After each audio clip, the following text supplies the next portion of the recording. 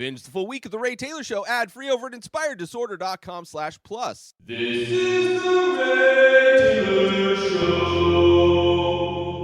F for Fake is a documentary created by Orson Welles, I should say written, directed, hosted by Orson Welles back in 1973. Yes.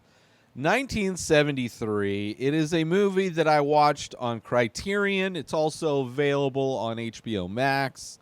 It is a movie that I was excited to watch.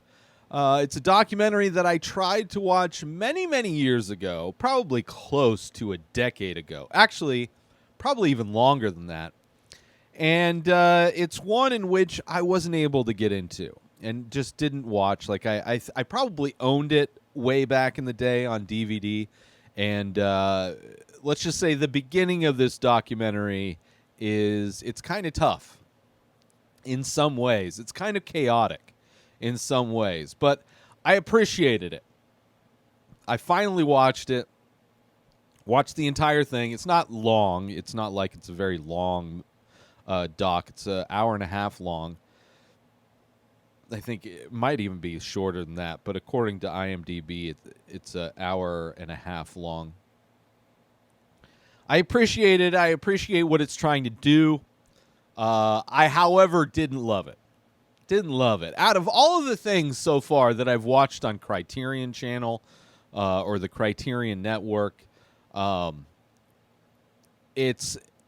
Despite the fact that I appreciate what it's doing, I appreciate what it's saying, I understand that it's really doing a lot of things way ahead of its time, as Orson Welles was one to do. As a form of entertainment, I didn't necessarily enjoy it. It wasn't a ride that I enjoyed being on. It wasn't a documentary, and I love documentaries. It wasn't a documentary that I really enjoyed, that I really felt like I got a lot out of. But I do appreciate it. Like, there is a level of respect that I do have for it. I don't think it was bad, but I also don't think it was super entertaining. And the idea of this documentary is trying to illustrate the idea and the many ways in which we are surrounded by frauds and fakeries, which is very much of now. I mean, in a lot of ways, it's still a cultural, an aspect to surviving, an aspect to humanity, that we are surrounded by people that are constantly lying to us, constantly living and creating and perpetuating stories that are untrue. And the ideas of this documentary I really appreciate. So with that said, some of these ideas are that magicians are, at least the beginning of this, it's Orson Welles doing this magic trick for this kid. And while he's doing the magic trick, he's kind of, talking about different things. And one of these things is that magicians are just actors portraying the part of somebody who does magic, which obviously magicians aren't actually doing magic. They're doing a illusion. And he's relating this idea of magicians into all aspects of life in many ways, but also specifically into creativity and the art world specifically, which on some level you would think that I would appreciate this movie even more, considering its critique of the art world. But I don't really feel like, in many other aspects of my life, I don't really feel like I'm I don't feel like I'm not a welcome participant necessarily in the art world. I don't really, I feel like an outcast of the art world. I don't participate in the same things that they participate. I don't feel like I am welcome in those things, which is kind of probably more my issue, but something that I've lived with my entire life, never really feeling like I was part of a group, despite the fact that I've been an artist my entire life on some level, and the past 10 years really actively trying to pursue that. doing art shows here and there, but I've never been part of a gallery show. I've never had a solo exhibition. I've never dealt with art dealers. I've done everything. I've done pop-up shows here and there, but it's a lifestyle and a business industry that I don't feel like I've ever really been a part of, or really understand or know much about. I mean, I guess I understand it. It's pretty basic, but it feels very foreign to me. But a lot of this is this documentary is so much of it is stories. There's these stories of this guy who is the ultimate guy who would make art forgeries. He was the number one art forger, where it's people, quote unquote, experts, can't distinguish the difference between a real painting and a forged painting. But this also tackles the idea of experts, to give somebody the kind of job title or moniker of being an expert in anything is ridiculous.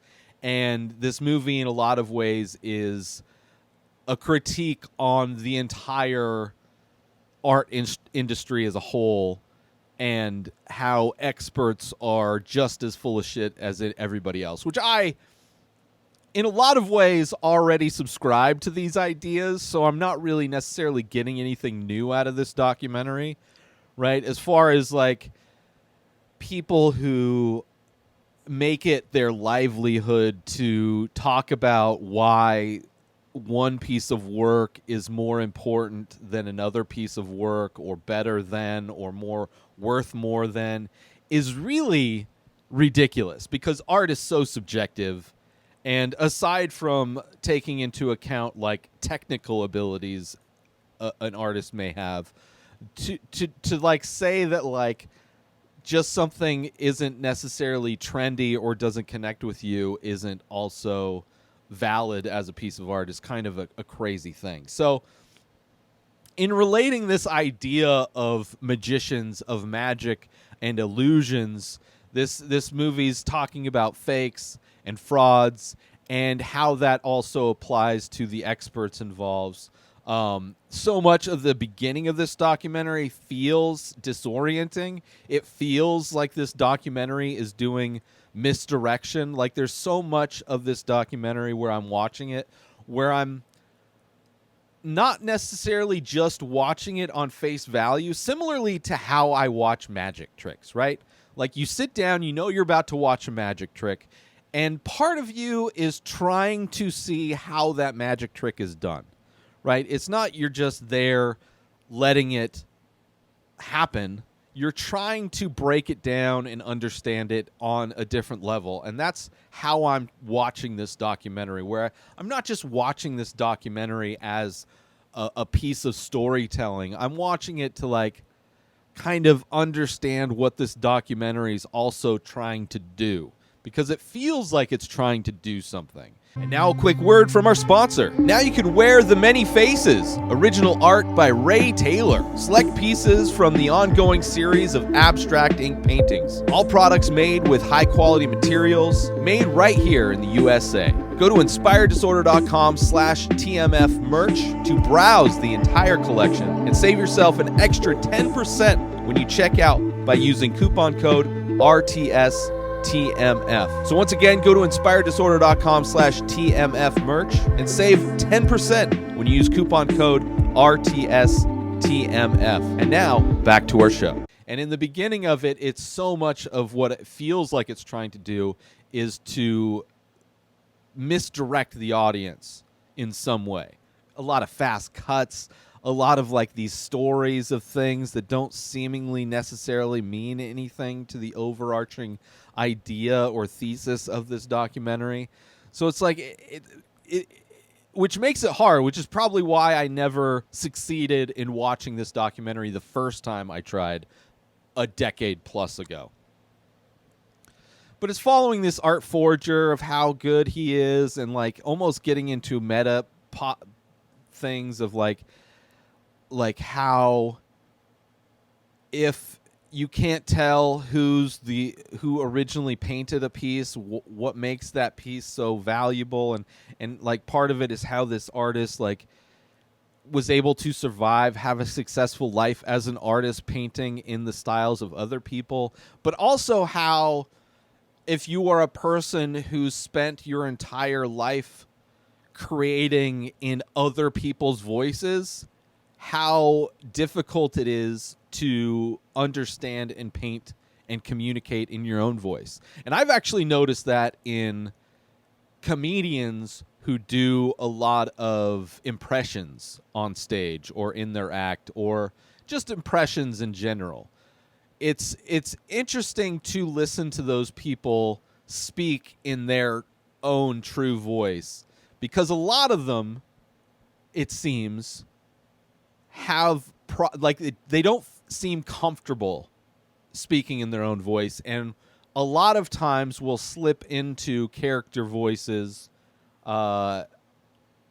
accidentally instead of just communicating in their own voice. And in a lot of ways, I think that relates to what this documentary is trying to illustrate, in that this master forger guy was never able to become successful as an artist selling his own work because he existed and created so much in the voices of other people that he never was able to explore and understand his own true voice, which is something specifically for me as an artist I made a conscious decision to do years ago, was to change from being somebody who tried to do, I was doing like an impression of Dali in a lot of my work. Surrealism, very like the number one comparison I got with all of my work was Dali. And for me, it was always trying to communicate my ideas through that voice, which wasn't me, which wasn't how I wanted to create art.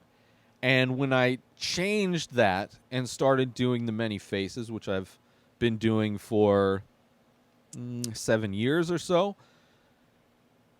it's been a learning process, a growth that's happened over those 7 years of developing the way I make art in the specific way I want to make art, right? Communicating my art style in my authentic voice.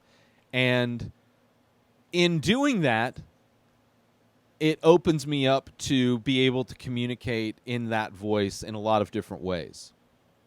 Whereas if I had focused on like trying to do work that looks like Salvador Dali, and then maybe maybe I should try and do some stuff that looks like Van Gogh, or like trying to communicate and paint to look like other art styles that I like, I never would have gone on the journey that I'm on in trying to develop my own voice and my own artistic style.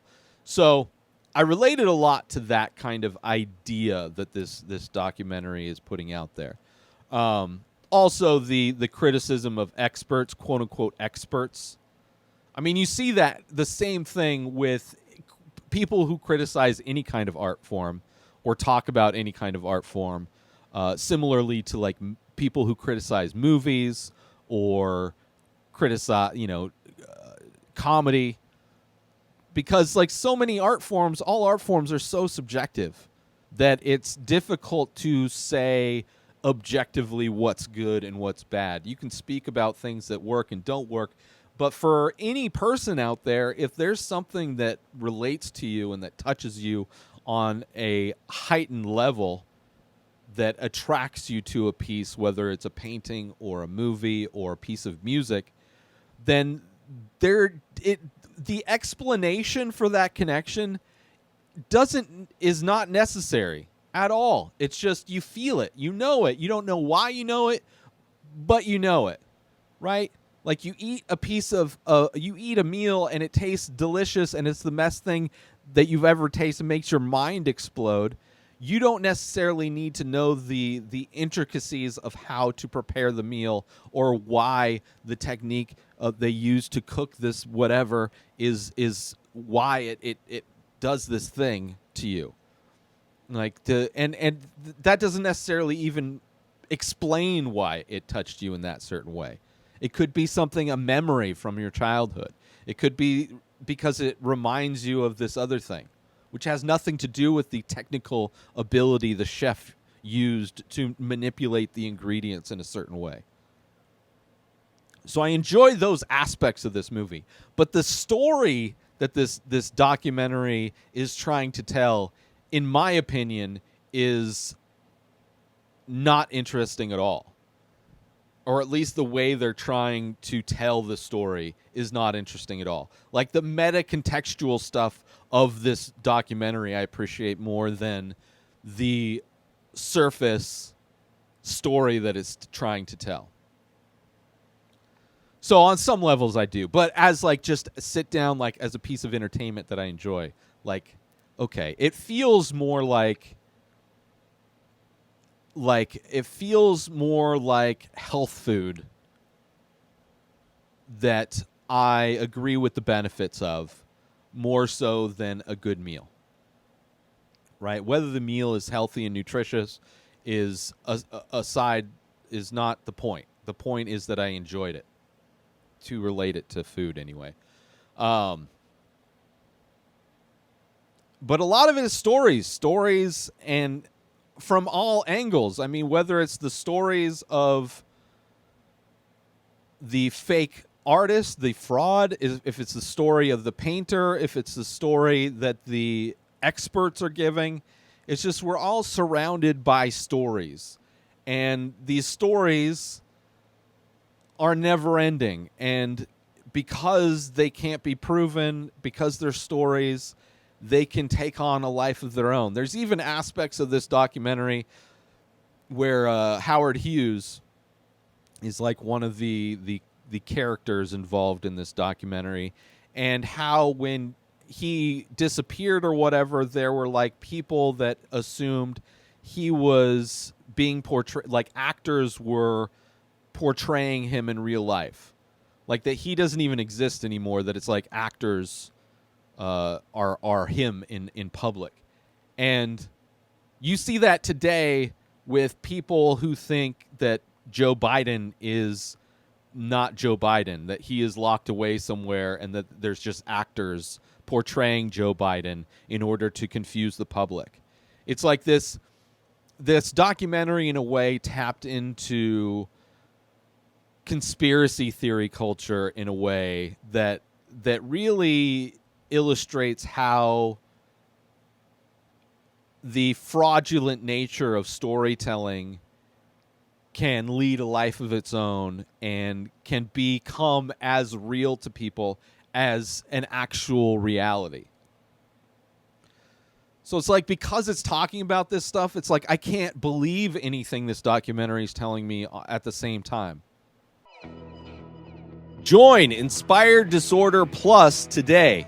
Head on over to inspireddisorder.com/plus to join. Membership includes members-only discounts and deals. You get access to the Ray Taylor Show completely ad-free, as well as bonus episodes. You get access to the complete live painting archive. You also get access to every single podcast ever produced by Inspired Disorder, hosted by Ray Taylor. You get access to Ray Taylor's personal blog, as well as the opportunity to ask me any questions. So if you want to start a podcast, you're into art, ask me anything. And so many more things are being added every day to Inspired Disorder Plus. So sign up today, become a member, head on over to inspireddisorder.com/plus and become an Inspired Disorder Plus member today. Like, all of this could be fake. Like, so much of this documentary had Exit Through the Gift Shop vibes, which is a documentary by Banksy, who as an artist is a very mysterious type of a character, but the documentary itself has like a vibe of the documentary being fraudulent, that it was not an actual documentary, that it's like, it's a great doc, and I'm sure it was inspired by this in a big way, it feels like, because that documentary is about how Banksy created an artist out of somebody, and because of quote-unquote experts this guy, Mr. Brainwash, was able to become a successful artist just because they convinced experts that he was. Like, it doesn't matter what you make as an artist.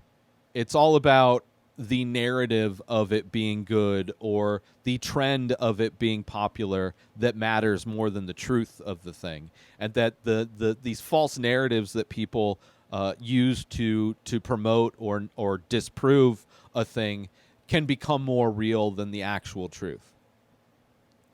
So, like, all of those aspects of this I enjoyed. I appreciate, I enjoyed. But, again, it's like it just feels the narrative that this documentary wraps up all of those that tries to combine all of those narratives isn't as entertaining. And then it ends with like this story.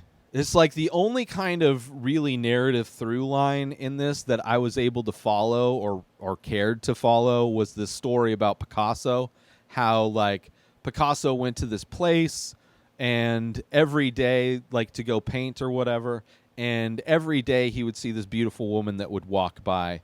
And it got to a point where she became his muse, and he invited her in to model for him, to inspire like all of these paintings that he did while he was living there. And instead of payment, she demanded that Picasso give her all of the paintings that he made of her, kind of spoiling the story in a way. And kind of spoiling this documentary in a way. Because, like, this story is all about how it ended up, like, this person ended up releasing, like, doing a art show of unreleased Picasso paintings. But when Picasso went there, it was none of the paintings that he had. He thought it was this woman who he gave all the paintings to, but it wasn't. They were all fraudulent paintings. And in some ways, that story is trying to encapsulate and kind of distill all of the different messages that this documentary is trying to communicate. And it's also trying to do a thing where it's faking the idea that you're watching a documentary. It's trying to upend the audience's perception of what they think they're watching. They think they're watching this documentary about frauds, and within the narrative of the documentary, it becomes fraudulent itself. And then there's Orson Welles at the end of it going like, remember when I said I was going to tell you an hour of truth? Well, that ended 17 minutes ago. Like him telling you, it's like, hey, did you notice that I just did that all of this stuff that I told you, only some of it was true and other was false, but we can't tell you. We just wanted to let you know, and you believed it because you thought you were watching a documentary. Like, it's trying to prank the audience in a way to make them think that this story, this fictional story that they came up with is a work of documentation, but it wasn't. So despite the fact that being the only part of the documentary that I kind of enjoyed, and it's great directing, great transitions, editing, all of that stuff is great. I mean, it's clear that Orson Welles was a great filmmaker, but the narrative through line and the way it's told, the actual nuts and bolts of the storytelling, I just wasn't very interested in. But overall appreciated the narrative of the documentary itself, and what it's trying to do. And I can understand why it's so, because it's in so many ways it's so similar to what we consider to be quote unquote reality TV. What they brand as reality today is basically completely fabricated amateur acting. Like it's scenarios that are set up and written by producers that then people who aren't actors go and portray on camera. And it's like reality TV is no more real than, Harry Potter. because it's all fabricated. It's all written. So I can appreciate that this movie is tackling things that are still prevalent today and probably will always be. Just the act of storytelling is on some level an act of forgery. And there's a great line actually at the end of this, is that art is a lie that makes us realize the truth. Which I really appreciated that line. As far as the whole documentary, that there's a few great lines in this, and that one, that art is a lie. Obviously, art is a lie. Art is a representation of a thing, an idea, a feeling, or even not. It's just a picture. It's paint on canvas that is laid out in certain patterns to maybe make you think of a thing. You know, whether it's ultra realistic paintings that make it look like a photograph. Like even a photograph is a lie. Like you take a picture of somebody and you have a picture, that's not the person, that is a lie. That is just what the light looked like bouncing off their skin through lenses onto a piece of film or a sensor of some kind. But it's a lie that makes you realize the truth. It makes you realize that it unlocks something in your brain that either makes you think of truth, true events, a true person, a true thing, or reminds you of a time, reminds you of an emotion, kind of taps into little pieces within yourself that get unlocked, and sometimes that connection that you have with a piece of art is enough for you to want to hold on to it and keep it in your life. So I appreciated that. I like that line. I like what this movie's trying to do. I just think as a form of entertainment, it wasn't that entertaining, right? It's like a great lesson told an extremely creative way to troll the art world in a lot of ways. So I appreciate that. So check it out if you want. I'd be interested to hear your thoughts on it. It's called F for Fake. It's on HBO Max and Criterion, but, I'm sure you can find it other places. New episodes of The Ray Taylor Show come out every single day. Subscribe on YouTube and everywhere our podcasts are found. Binge the full week over at inspireddisorder.com/plus. Buy Ray Taylor Show merch over at inspireddisorder.com. And follow the show on Instagram at Ray Taylor Show. Have a wonderful day, everybody. Peace out! Today is the day where you wake up and you realize that everything that you've been dreaming about, everything that you've been wanting, every goal and wish and hope that you've ever had can become real. Dreams can come true. What you manifest in your mind, you can bring to reality.